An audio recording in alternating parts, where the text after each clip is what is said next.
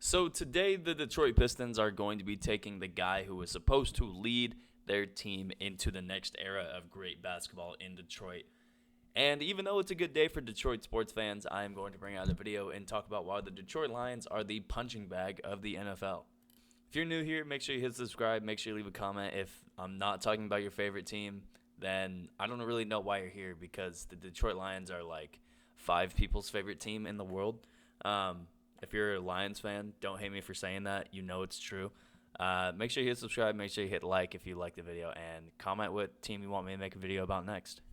So, a quick history lesson about the Detroit Lions. In 1991, which is basically the last year that the Detroit Lions were even relevant in terms of being a okay team. They made the conference championship, ended up losing by, I don't think it was a very close game. I don't have it up in front of me, but it wasn't a close game.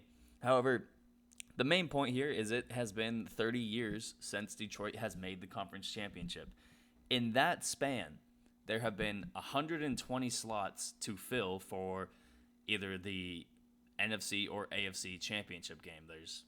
There were 60 games and two teams for each game. So that's 120 slots. Anyways, back to it. The only four teams who have not made a conference championship in those 30 years since Detroit has gone to the conference championship is Washington, Houston, Cleveland, and Detroit. Now, Houston doesn't really count in this conversation because they were an expansion team that came in 2002. So they have about 11 years that don't really count. Cleveland, yeah, they were the laughingstock of the league for a long time. But they're one of the best teams in the NFL right now. And they have an actual storied history within professional football. Now, the Washington football team, yeah, they don't have a name. Yeah, their owner is a piece of shit. But things are definitely brightening up for Washington. They're going to be getting a name and a logo next year. Their defense looks incredible. And they look like a team that could be actually good within a few years. I don't think any of those sentiments could be said about the Detroit Lions. I think the only thing that really gets said about Detroit is that any star player that goes there has their career tarnished. Look at Barry Sanders. Look at Calvin Johnson. Look at Matthew Stafford, even. Look at just any guy who was good going to Detroit. They were not really able. I mean, Ndamukong Suh was an incredible player in Detroit. You know, there were so many players over my lifetime, even, or over just like the last 10 years, who were incredible players for the Detroit Lions. But whether it was management issues, whether it was just the rest of the team was bad, they have not won a playoff game, I don't think, in 30 years.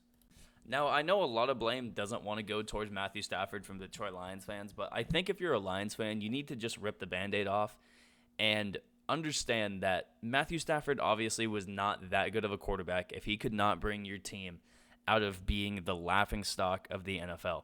Your team was the worst team in the NFL.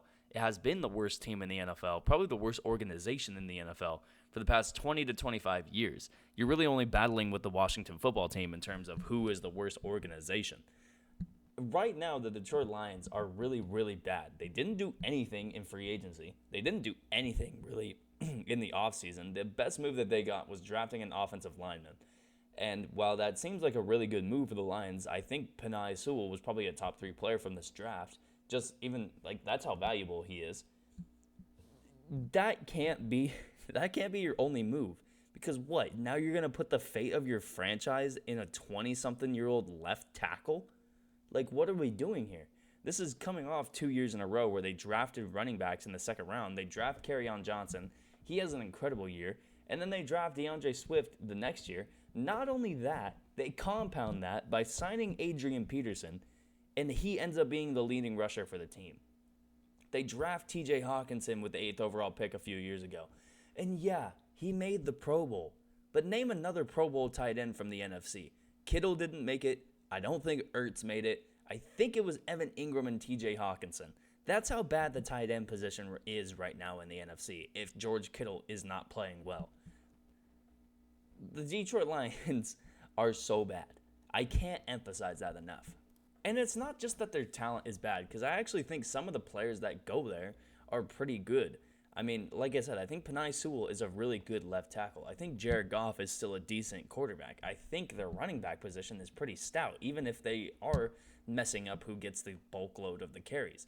I think the wide receiver position, they probably should have tried better to hold on to Kenny Golladay. I don't really understand the move of letting. I understand he was injured, but he's 26, I want to say, and he's coming off a year and a half ago having one of the best seasons any wide receiver had during that year, and they just let him go for nothing. And especially given the fact that, New York needed a receiver. If Detroit would have just signed him, New York probably would have tried to get someone else. So yeah, that's just a weird moment as well. Now, offensively, I think this team is still going to be okay. I understand that there is a downgrade from Matthew Stafford to Jared Goff, but I think what you have to realize when you go from Matthew Stafford to Jared Goff, what you actually are doing is you're recognizing the position that your team is in. If you have Matthew Stafford there, Matthew Stafford, even though I think he is completely overrated as a quarterback, he still is a top 12 guy in the league right now, and he could lead you to a playoff berth. But that's really about it, in my opinion, with Matthew Stafford. If you're playing with Jared Goff, I think the highest of highs that you could get with Jared Goff is probably a playoff win. But an average season with Jared Goff as your starting quarterback is probably going to be about 7-10 with the new 17-game season. You're probably going to be fighting for one of the worst spots in your division, and you're going to be fighting for a top 10 pick in the NFL draft. Now, that's a good spot to be in, because if you're the Detroit Lions, you have not made that recognition since Matthew Stafford was drafted by your team. Every single year, I think we hear from Detroit Lions fans, oh, this is going to be the year. We got Matt Stafford. We got Adrian Peterson. We got all these idiots who don't play well together, but we're somehow going to go to the playoffs. And we see what happens every year. And some of it's coaching issues. I don't think anyone really thinks Matt Patricia, based off what he did and based off how he got the job, he didn't really deserve to have the head coaching job in Detroit, especially because Jim Caldwell didn't deserve to get fired. But that's another story for another day. We hope that Dan Campbell can turn it around in Detroit. I don't really think that just having this rah guy, there's a reason Miami didn't bring him back a few years ago. It's because what does he do? He yells and screams all game, and he talks about how, I don't want to try to trash Dan Campbell, but, I don't think he's that good of a head coach. I don't think really anyone thinks he's that good of a head coach. That's why his two destinations so far have been Miami when they were really bad and Detroit while they're super bad. And especially defensively, this team is going to be so bad again. They were towards the bottom or the very bottom at almost every statistical category last year during the season. They were last in points allowed. They were last in yardage. They were second to last in turnovers. They were last in first downs. They were last in touchdowns allowed through the air. They were last in yards per attempt through the air. They were last in rushing touchdowns.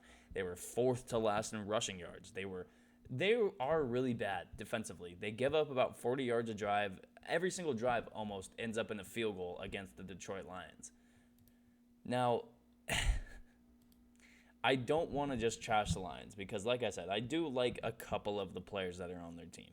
I do think that a couple of the guys that are on their team, if they keep them around and they try to develop them, that it will work out. But I just know how it goes in Detroit. I think Detroit fans knows how it goes in Detroit. It just doesn't work out. And, honestly, I could see this team, I guess we're already getting into record prediction. I honestly see this team going 4-13 and just falling on their face again. Because obviously it's a downgrade talent-wise to Jared Goff. And Jared Goff is not going to be in a system in which it really favors him. Now, if this team actually plays well, which, I'm not even going to get into whether or not they can because I'll just say that they can't. Sure, maybe 10-7 is plausible. But that's how bad this Lions team is. They need an extra game just to win double digits. That seems like a really mean statement. But it's it's true. I'm a Texans fan, so I'm bitter. So if you're a Lions fan, I'm sorry. I see this every year from you. And I think the thing that separates the two of us is both of our teams have been really bad in my lifetime. But at least I, as a Texans fan, I think recognize the fact that my team looks really garbage. I recognize that my defense is really bad, even though we invest so much time and effort into it, it's just always bad. So Detroit, your team's gonna go. Your team's gonna win anywhere from 3 to 6 games, and hopefully you guys get the number 1 pick next year and can get someone to actually make a difference.